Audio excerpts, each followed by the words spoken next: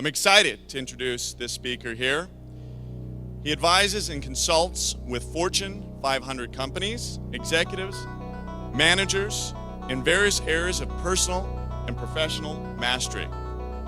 He has worked with the U.S. Air Force and Marines on peak performance, and he has been brought in as a strategic planner for a variety of companies, including Century 21 and Toyota. He has helped turn around these companies in both their sales and personal lives. Mr. Jairek Robbins.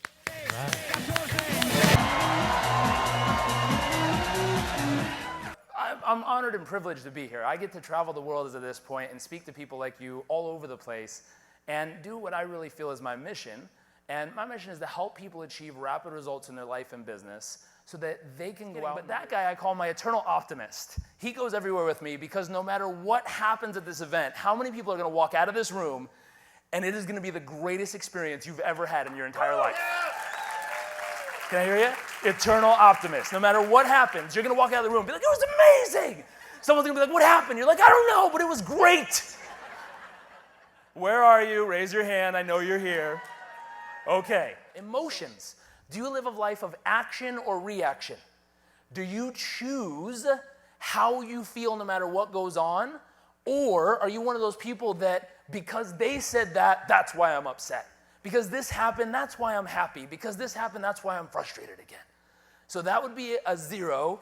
10 would be no matter what happens, it might hook you for a second, but you decide how you're going to feel no matter what happens. It's a good place to be, right? How many people like that example, that no matter what happens to you, you'd love to be able to take complete control of how you feel? If you like that example, raise your hand and say, I want to feel it. Just checking. I'm going to give you a tool so you can feel that every day by the end of this presentation. Next, relationships. Probably the most important part of this business, true? The business is important. The products are amazing. Relationships are where this business is about. It's amazing, really connecting with people. 0 to 10, where are you in the relationship that's most important to you in your life right now? Your life. Time management. Again, real simple. Do you live a life of action or reaction? Business. Do you wake up 0 to 10, where are you in your business? Finances, 0 to 10. So it's not how much money do you have, it is what is your system with your money. So that every paycheck you earn, every residual that comes through the business, you're doing something with it to constantly grow it. And I started out, and in 8 months, I went from $25,000 in debt actually to $100,000 in personal income. That the way you help people achieve results like that rapidly is by helping them raise their standards. How many people in here really believe that's true? That if you raise your standards and you no longer accept an old standard, that you can really make just about anything happen. If you agree with that, raise your hand and say aye.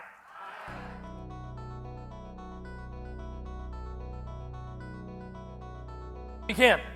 Number 1, crystal clear. Number 2, go out and find your big reason.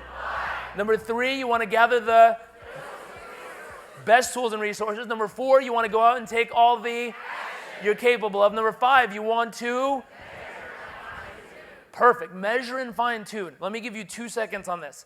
Measure and fine tune. How often do you want to measure your actions? Every day. You want to measure your actions every day, because the more you measure, the less chance you're going to get off track and the faster you can get on track. How many people does that make sense to? If it does, raise your hand and say aye. Just making sure. So you want to measure every day. Perfect. So we're going to keep going from here. Fine tune. How many people are artists in here? Like if I gave you a guitar, you'd be excited. Couple people. How many people are huge fans of like Eric Clapton? Uh-oh. So if I gave you a signed Eric Clapton guitar, is that valuable? How many people would love that? Okay, and even if you didn't play, what's the first thing you'd want to do with it?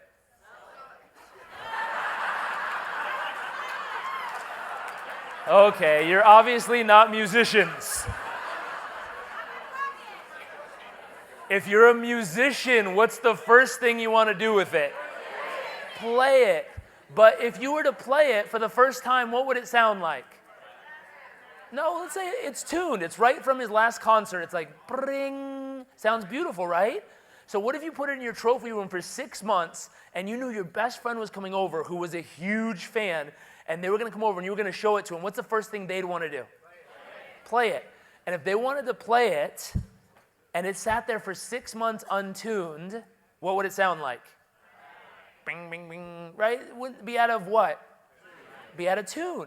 Would it be smart then of you to grab the guitar out of his hand, take it over, smash the thing on the ground, and say, who would give me a broken guitar as a gift? Make a noise that represents that action. Right? That's not the right action. What would you do? If it didn't sound right, you would just fine-tune it. Or, better yet, would you get a pair of scissors and go to that category of your life or that string of the guitar and just chop that one out because it's a little out of tune? Is that a smart move, yes or no? No. Not a chance. But why do we do that in life? Why does our life, one little piece of our life, get out of tune, and instead of fine-tuning it, we go and chop it out and act like it's not there? How many people are guilty? Say aye. Okay. So why do we do that? All you need to do is what? Fine-tune it. So step one, from the top, we're almost there. Step one, get it crystal clear. Step two, come up with your big. Step three, get the best. Step four, take all the you're capable of. Step five, you want to. Step six, allow divine grace to handle the rest. Uh-oh. I just got two mixed reactions. How many people are like, finally the good stuff? Okay. How many people just gave me Scooby-Doo? Huh? Divine, huh? Whoa, this kid was making sense till he got to this one. Now this is a little like hairy-fairy stuff. What's he talking about? How many people have ever worked on a project that you gave everything to? You gave your time, your energy, your money, your effort, your sanity, everything. You worked on everything. And you literally ran out of options because you did everything humanly possible. How many people have ever done this? Raise your hand and say aye. In that moment, how many people also experienced a bit of grace? A phone call came in, a letter showed up, a person invited you to a meeting, something fell into your laps you would have never expected. And all of a sudden, the rest took care of itself. If you've experienced this, raise your hand and say aye. Isn't that beautiful? That's step six.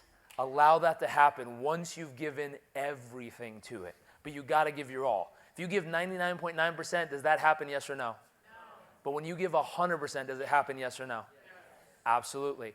The final step, you know this, you then have to?